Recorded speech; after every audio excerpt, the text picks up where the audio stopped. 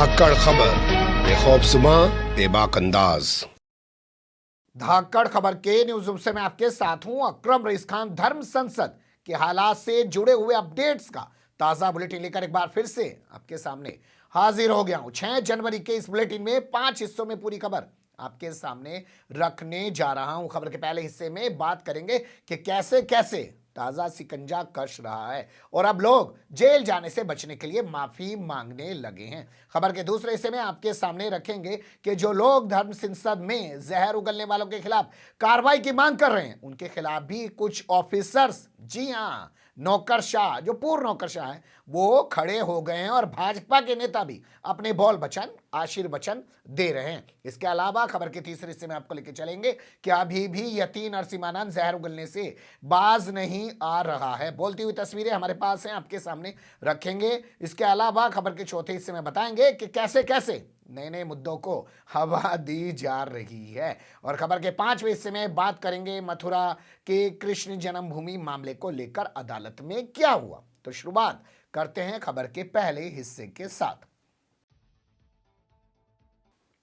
खबर के पहले हिस्से में जैसा मैंने बताया कि ये देख लेते हैं कि कैसे कैसे सिकंजा कस रहा है। तो उसमें सरे फहरिस्त जो खबर मैं आपके सामने रखूं वो ये है कि हरिद्वार में एसआईटी ने अपना काम शुरू कर दिया है। एसआईटी बने हुए तो एक हफ्ता हो गया था, लेकिन एसआईटी काम नहीं कर रही थी, जिसके चलते सवाल उठ रहे थे पुलिस पर, एसआईटी पर कि आखिर एसआईटी कब जांच करेगी। तो अब खबर आ रही है कि एसआईटी ने अपनी जांच शुरू कर दी है। एसआईटी पहुंची शहर कोतवाली थाने और उसने वहां पर दोनों एफआईआर अपने कब्जे में ले लिए। एक तरीके से ये कहा जा सकता है, मतलब कलेक्ट कर लिए दोनों एफआईआर। पहली एफआईआर दर्ज है शहर कोतवाली थाने में और दूसरी एफआईआर दर्ज हुई थी ज्वालापुर थाने में। लेकिन ज्वालापुर थाने में दर्ज हुई एफआईआर को भी शहर कोतवाली थाने में ट्रांसफर कर दिया गया था। अब इसके बाद खबर आ रही है कि जितने भी तमाम वीडियोज हैं जिनके आधार पर एफआईआर दर्ज हुई है और उन वीडियो के वायरल होने के बाद पूरे देश ही नहीं दुनिया में एक हंगामा खड़ा हुआ है, उनको फोरेंसिक जांच के लिए भेजा जाएगा। यानी आप साफ तौर पर समझ लीजिए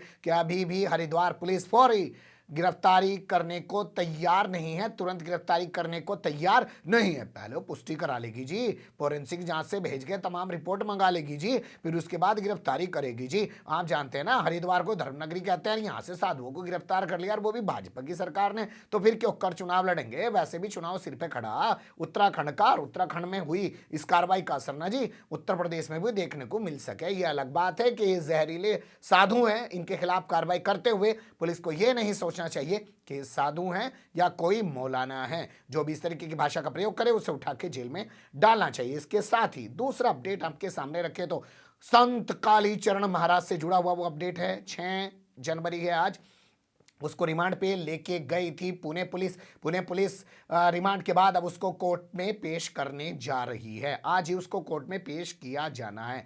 अब देखना दिलचस्प होगा कि कोर्ट में पेश होने के बाद उसकी आगे की रिमांड और मांगी जाएगी या वापिस उसको रायपुर की जेल में भेज दिया जाएगा। बता दें आपको, कालीचरण महाराज को खजुराहो से मध्य प्रदेश के अंदर छत्तीसगढ़ पुलिस ने गिरफ्तार किया था, जिसके बाद उसको कोर्ट में पेश किया गया था। 13 जनवरी तक उसको जेल भेज दिया गया था। उसके बाद महाराष्ट्र की पुणे पुलिस पहुंची और ट्रांजिट रिमांड पर उसे अपने साथ ले गई है। अब उसको क्या वापस जेल में भेजा जाएगा या आगे फिर उसको रिमांड पे लिया जाएगा, कुछ कहा नहीं जा सकता है। लेकिन इस तमाम कार्रवाई में एक बड़ा सवाल ये खड़ा हो रहा है कि और भी तो बहुत सारे लोग हैं इसके पीछे जो इसके लिए जोर लगा रहे हैं, बकवास कर रहे हैं, इसके बयान को सपोर्ट कर रहे हैं, उन पर कब एक्शन किया जाएगा। अब तीसरा अपडेट आपके सामने रख रहा हूं, मध्य प्रदेश से ये आ रहा है। एफआईआर दर्ज होने के बाद नरसिंहपुर के कथावाचक, जिनका नाम तरुण मुरारी बापू बताया जा रहा है, उनके सुर बदल गए। उन्होंने कहा, भाई मुझे तो पता ही नहीं था, मैं तो बहुत भोला हूं। एक पत्रकार आया, उसने मेरे सामने से कैमरा सा लगा दिया, बयान रिकॉर्ड कर लिया और न जाने मुझसे क्या क्या कहलवा दिया कि गांधी तो देशद्रोही है। गांधी तो राष्ट्रपिता हैं जी, मैं उनके बारे में ऐसा क्यों कर बोल सकूं? मैं ना बोल लूं ऐसा, सुन लो उनकी जबानी। नमस्कार। अभी कुछ चैनलों में कुछ विषय आया है, बापू के बारे में मेरे द्वारा किसी पत्रकार ने भावावेश में ऐसा कुछ बुलवा दिया है जो मुझे नहीं बोलना चाहिए था, क्योंकि हम जानते हैं राष्ट्रपिता महात्मा गांधी के बारे में पूरा देश जानता है और मेरा अपमान करना या इस प्रकार के शब्दों का विषय नहीं था। और वो तो एफआईआर दर्ज होने के बाद तरुण मुरारी बापू के सुर बदल गए हैं, लेकिन क्या उसके ऐसा बयान जारी करने भर से उसकी गलती को माफ किया जा सकता है। सवाल यह कि मध्य प्रदेश की नर्सिंग पुलिस कब उसको गिरफ्तार करेगी और इसके अलावा उन लोगों को भी कब गिरफ्तार करेगी जो सड़कों पर उतरकर इंदौर की नाथूराम गोडसे जिंदाबाद कर रहे थे, कालीचरण के पक्ष में भूपेश बघेल और कांग्रेस के खिलाफ नारेबाजी कर रहे थे, पुतले फूंक रहे थे। कोई गिरफ्तारी करेगी क्या मध्य प्रदेश पुलिस? नहीं कर पाएगी, क्योंकि आपको बता दें जो बुल्ली बाई डील वाला मामला निकल के आया है उसकी ट्रेनिंग भी मध्य प्रदेश से दी गई थी। मध्य प्रदेश जो है आरएसएस की सबसे बड़ी प्रयोगशाला कहा जाता है। यहीं से 1948 में वो हथियार चला जिससे राष्ट्रपिता महात्मा गांधी की हत्या की गई है। बार बार ऐसे साधुओं से गांधी का अपमान कराने के पीछे एक सोची समझी सोच काम कर रही है आरएसएस और भाजपा की, क्योंकि आम आदमी फिर गांधी को लेकर इस तरीके की बात करने लग जाएगा। भाई जब साधु बोल रहा है तो आम लोग तो यकीन करने ही लग जाएगा। चलते हैं खबर के दूसरे हिस्से की तरफ। धर्म संसद वालों के खिलाफ कार्रवाई की मांग करने वालों पर एक्शन की बात कही जा रही है। उनको देश को बदनाम करने वाला बताया जा रहा है। यह खबर आपके सामने मैं रख रहा हूं जिसमें छपा है कि 32 आईएफएस ऑफिसर, ये तमाम पूरा आईएफएस ऑफिसर हैं, विदेश सेवा से ये लोग ताल्लुक रखते हैं और उन्होंने बाकायदा एक ऑर्डर जारी करके, खुला पत्र कह सकते हैं, ऑर्डर क्या जारी करेंगे, उसमें कहा है कि कुछ ऐसे लोग आर्म फोर्सेज आप समझ सकते हैं ना, जो सेना के पूर्व प्रमुख थे और पुलिस के पूर्व ऑफिसर थे, उन्होंने 100 के करीब पत्र लिखा था और सवाल उठाया था कि धर्म संसद में जिस तरीके की भाषा बुलवाने की इजाज़त दी गई उसको बर्दाश्त नहीं किया जाना चाहिए, देश विरोधी है और उत्तराखंड की सरकार को इस पर कार्रवाई करनी चाहिए। तो अब इसके जवाब में 32 आईएफएस ऑफिसर आ गए हैं। उन्होंने भी खुला पत्र लिख दिया है, कहा कि ये लोग देश को बदनाम करने की कोशिश कर रहे हैं, सरकार को बदनाम करने की कोशिश कर रहे हैं। ये ज्यादातर वो लोग हैं जो नक्सलियों का समर्थन करते हैं और अपने आप को वामपंथी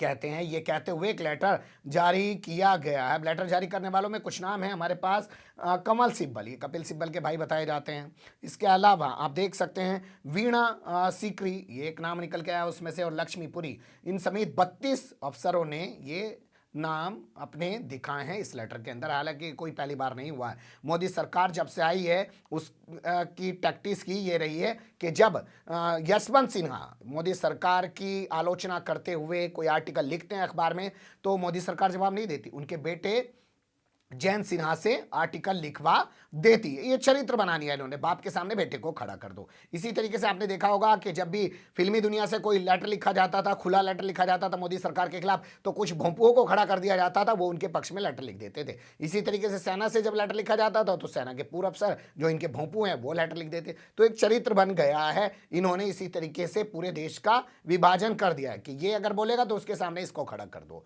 और अपना मजे करते रहो सत्ता में बैठकर। अब अगली खबर देखिए। संत कालीचरण महाराज पर देशद्रोह की कार्रवाई की गई है। उसको तभी निष्पक्ष माना जा सकता है जब छत्तीसगढ़ की भूपेश बघेल सरकार आयोजकों यानी कि ऑर्गेनाइजर्स पर भी कार्रवाई करे। ये हमारा कहना नहीं है भैया, कभी आप कहने लग जाओ कि हमारा कहना ऐसा ही है। भाजपा का एक विधायक और मंत्री भी है, छत्तीसगढ़ से रह चुका जो भाजपा का, जिसका नाम हमारे पास निकल के आया है अजय चंद्राकर।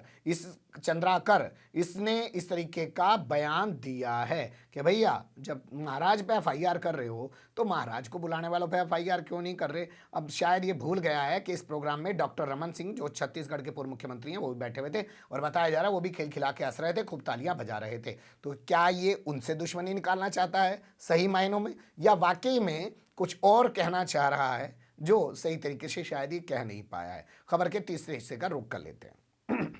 अभी भी नहीं रुक रहा है यति नरसिम्हानंद सरस्वती उर्फ यति नरसिम्हानंद गिरी के जहर उगलने का सिलसिला और कालीचरण महाराज और उसके तमाम जैसे लोगों को समर्थन करने वालों का सिलसिला रुकने का नाम नहीं ले रहा है। पहले बात कर लेते हैं यति नरसिम्हानंद की। यति नरसिम्हानंद ने कल अलीगढ़ के टप्पल थाना क्षेत्र के नूरपुर गांव में, वही नूरपुर गांव जहां आपने देखा होगा कुछ महीने पहले हमने विस्तार से एक लंबी सीरीज उस गांव पे रखी थी कि वहां दलितों की बारात चढ़ रही थी, मस्जिद के बाद डीजे बज रहा था, मुसलमानों ने इनकार किया तो उसके बाद वहां बवाल हो गया और उसके बाद दलितों ने पोस्टर चिपका दिए कि साहब हम तो यहाँ से पलायन कर रहे हैं। तो वहां अब एक हनुमान मंदिर बना दिया गया है। उस हनुमान मंदिर का उद्घाटन करने के लिए यति नरसिम्हानंद को बुलाया गया। यति नरसिम्हानंद ने आप तस्वीरों में देख सकते हैं वहां उद्घाटन किया, भीड़ जुटी, तमाम तरीके की चीजें, और उसके बाद जो बयान दिए उनके आधार पे फिर से कहा जा सकता है कि जहर उगला। कहा कि मुसलमान सुअरों की तरह बच्चे पैदा कर रहे हैं। किसकी तरह? सुअरों की तरह बच्चे पैदा कर रहे हैं। सुनिएगा ध्यान से। ये तब है जब इस शख्स के खिलाफ उत्तराखंड में एफआईआर दर्ज है, उत्तर प्रदेश में एफआईआर दर्ज है, दिल्ली में एफआईआर दर्ज है और गाजियाबाद पुलिस इसके खिलाफ गुंडागर्दी की कार्रवाई कर चुकी है, बाद में मुकर चुकी है कि भाई हमने नहीं की। अभी तक ये गिरफ्तार नहीं हो पाया, जगह जगह घूम रहा है और यहाँ एक धर्म संसद अलीगढ़ में होने जा रही है 15 से 25 जनवरी के बीच, उसी की तैयारियों में भी लगा हुआ है। तो यहाँ पे इसने एक के बाद एक ही बयान दिया और बताया कि हथियार भी रखो, बच्चे भी ज्यादा पैदा करो। सुन लीजिए इसकी जबानी। मरवाओगे क्या? मुसलमान तो सुअरों की तरह बच्चे पैदा कर रहे हैं, तुम करोगे नहीं तो तुम्हारे बच्चों को तो वो काट ही देंगे। योगी जी की मजबूरी है, राजनीतिक मजबूरी, लेकिन तुम्हें बच्चे अगर जिंदा रहना है तो बच्चे पैदा कर लो, नहीं जिंदा रहना तुम्हारी मर्जी है भाई। देखिए बार-बार खतरा है, ये क्या आतंकवाद से, क्या बाहरी खतरा नहीं है? बाहरी लोगों को छोड़ो, इस्लाम बाहरी कौन है? बाहर भी तो इस्लाम वाले आज तक हमारे सैनिक कितने मारे चाइना को छोड़ के, इस्लाम नहीं मारे हैं ना। पिछले 14 साल से हिंदुओं को कौन मार रहा है? मुसलमान मार रहे हैं ना भाई। कब का क्लियर हो गए, कब तुम समझ में आएगा तुम्हारी? हमें मुसलमान ही मार रहे हैं बेटे। क्या हिंदुस्तान में इस्लाम नहीं रहेगा? दुनिया में नहीं रहना चाहिए, लोग नहीं रहेंगे, दुनिया में नहीं रहना चाहिए, इस्लाम नहीं रहना चाहिए। मानने वालों को तो हम बदल लेंगे, हिंदू बना लेंगे। तरह का शस्त्र होना चाहिए, पुलिस वाले बेचारों के पास शस्त्र ना हो तो क्या कर लेंगे? तो हथियार इन्हें सरकार ने दिए है ना, तो मैं अपने लोगों से कह रहा हूँ हथियार रखो। अगर हिंदुस्तान में क्या दुनिया में मुसलमान नहीं होता तो दुनिया बहुत आगे चली गई होती। एफआईआर हो रही है हम पे, एफआईआर हो रही है, लेकिन उससे क्या फर्क पड़ रहा है? हमें मार दो ना, कत्ल कर दो, हम तो कत्ल होने के लिए तैयार घूम रहे हैं। सुन लिया आपने, जहर उगलने में अभी भी कोई कमी नहीं है। बोल रहा है हम तो मरने के लिए घूम रहे हैं, हम तो एफआईआर दर्ज करने की हमारे ऊपर क्या जरूरत है, हमें तो कहीं पे भी मार डालो, इस तरीके की भाषा का प्रयोग कर रहा। अब ये खबर देखिए, इस खबर में छपा है कि 16 जनवरी को हरिद्वार में प्रतिकार सभा का आयोजन किया जाएगा, जिसमें साधु संतों को जुटाया जाएगा, साथ ही आम हिंदुओं को भी इसमें बुलाया जाएगा, ताकि उत्तराखंड के सीएम पुष्कर सिंह धामी को सीधे तौर पे एक मैसेज दिया जा सके, बताया जा सके कि साधुओं की तरफ से दी गई तहरीर पर कोई एफआईआर दर्ज नहीं की गई, जबकि मुसलमानों के दबाव में आकर एसआईटी गठित कर दी गई और एक और एफआईआर तमाम साधु संतों के, वसीम रिजवी भी साधु हो गया है ना अभी, उसके खिलाफ भी दर्ज कर दी गई है। हरिद्वार का भूतल वाला एक जगह पड़ती है और भूतल वाला एक जगह में एक आश्रम है जिसका नाम है श्याम भवी धाम आश्रम। वहां पर एक और कमेटी बताई गई है, उसकी एक मीटिंग हुई और उसके बाद ये निर्णय लिया गया है। तो 16 जनवरी के लिए तैयार रहिएगा, उत्तराखंड की धरती पे होने जा रही है प्रतिकार सभा। अब चलते हैं खबर के चौथे हिस्से की तरफ। खबर के चौथे हिस्से में जान लेते हैं कि क्या ताज़ा मुद्दे खड़े किए जा रहे हैं और किन चीज़ों को हवा दी जा रही है। तो छत्तीसगढ़ से खबर हमारे पास आई है। यहाँ का एक संगठन है जिसका नाम है दावते इस्लामी, जमाते इस्लामी नहीं, दावते इस्लामी। दावते इस्लामी नाम का ये संगठन है और पिछले काफ़ी समय से यहाँ समाज सेवा के हित में काम करता है। बताया जा रहा है कि ये एक जगह पर कम्युनिटी सेंटर बनाना चाहता है, सामुदायिक भवन बनाना चाहता है। उसको लेके इसने एक आवेदन किया और कहा कि हमें 10,000 स्क्वायर फीट जमीन दी जाए। इसके बाद सरकार की तरफ से जितने भी प्रशासनिक अधिकारी थे उन्होंने एक निविदा सूचना या आप जो भी विज्ञापन के रूप में जो भी कहें वो डाल दी अखबार में और पूछ लिया लोगों से कि भैया ये ज़मीन इनको दी जानी है, किसी को कोई आपत्ति हो तो बता दे।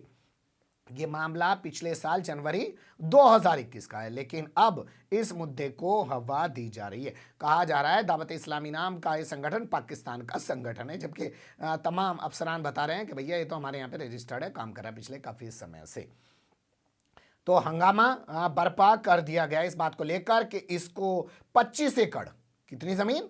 25 एकड़, वो बता रहे हैं 10,000 स्क्वायर फीट, ये कह रहे हैं 25 एकड़ ज़मीन जो है उसको दी जा रही है। मामला गरमाने के बाद सरकारी अधिकारी जो भी हैं, प्रशासनिक अधिकारी, उन्होंने वो विज्ञापन की कॉपी भी जारी की है जो उन्होंने पिछले साल जारी की थी और फिलहाल अभी इस मामले को ठंडे बस्ते में डाल दिया है और बताया जा रहा है कि दावत इस्लामी नाम के संगठन ने भी अपना आवेदन वापस ले लिया है। तो कैसे कैसे चीज़ों को हवा दी जा रही है ये आप देख सकते हैं, लेकिन आपको यहाँ ये जान लेना चाहिए कि हवा देने वाला है कौन। ब्रज मोहन अग्रवाल नाम बताया जा रहा है, छत्तीसगढ़ से भाजपा का नेता और पूर्व मंत्री इसको बताया जा रहा है। अब बात कर लेते हैं मथुरा की। मथुरा की बात कर रहे हैं कृष्ण जन्मभूमि के मामले को लेकर। बगल में जो शाही जामा मस्जिद ईदगाह खड़ी हुई है उसे वहां से हटाने को लेकर और सारी जमीन कृष्ण जन्मभूमि के हैंडओवर किए जाने को लेकर कई सारे मुकदमे जिला अदालत में दाखिल किए जा चुके हैं। तो उनमें से एक मुकदमे में कल 5 जनवरी को सुनवाई हुई। आप जानते हैं कल हम लोग छुट्टी पे थे इसलिए आपको नहीं बता पाए, तो लगा कि उस खबर को भी इसी में डाल के आपके सामने रख देना चाहिए। अलग से क्या उसको रिकॉर्ड करेंगे, बनाएंगे, अलग डालने की कोशिश करेंगे। तो मथुरा की जिला अदालत में सुनवाई हुई। वहाँ पे मुस्लिम पक्षकारों ने अपना पक्ष रखा। उन्होंने कहा कि जो लोग मुकदमेबाजी करने आ रहे हैं वो ना तो मथुरा के रहने वाले हैं। नंबर एक तो ये, भाई मथुरा का तो रहने वाला हो तभी तो पक्षकार बनेगा। दूसरा ये कि जिस तरीके से ये लोग आके मुकदमे दाखिल कर रहे हैं इस तरीके से मुकदमे भी दाखिल नहीं किए जा सकते हैं। इस पर हिंदू पक्षकारों ने अपनी आपत्ति जताई है, लेकिन आपत्ति जताने के लिए उन्हें वक्त दिया गया है। अब वो इस पर अपना जवाब दाखिल करेंगे। अब इसमें 17 जनवरी को अगली सुनवाई होगी और अगली सुनवाई में हिंदू पक्षकार जो हैं वो अपना पक्ष रखेंगे। लेकिन इस दौरान सबसे अहम बात जो निकल के आई है वो ये कि कुछ साधु संत अदालत में पहुंच गए। उन्होंने कहा रे डूब मरो, हिंदू वकीलों डूब मरो, मुसलमानों के लिए पैरवी कर रहे हो और वो भी जो मुसलमान मंदिर की ज़मीन पे कब्जा करके एक मस्जिद बनाए हुए हैं, तुम्हें तो कम से कम पैरवी नहीं करनी चाहिए। यानी कि अब ये लोग चाहते हैं कि वकील भी हिंदू मुस्लिम के तरीके से तमाम चीज़ों को देखे। ये तमाम बातें अखबारों के हवाले से हमने आपके सामने रखी हैं। बने रहिएगा धाकड़ खबर के साथ। फिलहाल कमेंट्स के रूप में आप लोग अपनी राय दे सकते हैं, खबर को लाइक कर सकते हैं, चैनल को सब्सक्राइब कर सकते हैं और ज़्यादा से ज़्यादा हमारी खबरों को शेयर कर सकते हैं। फिर ऐसे ही किसी सुलगते हुए या उलझते मुद्दे लेकर मैं आपके सामने हूँगा हाजिर। फिलहाल अभी मुझे दें इजाज़त।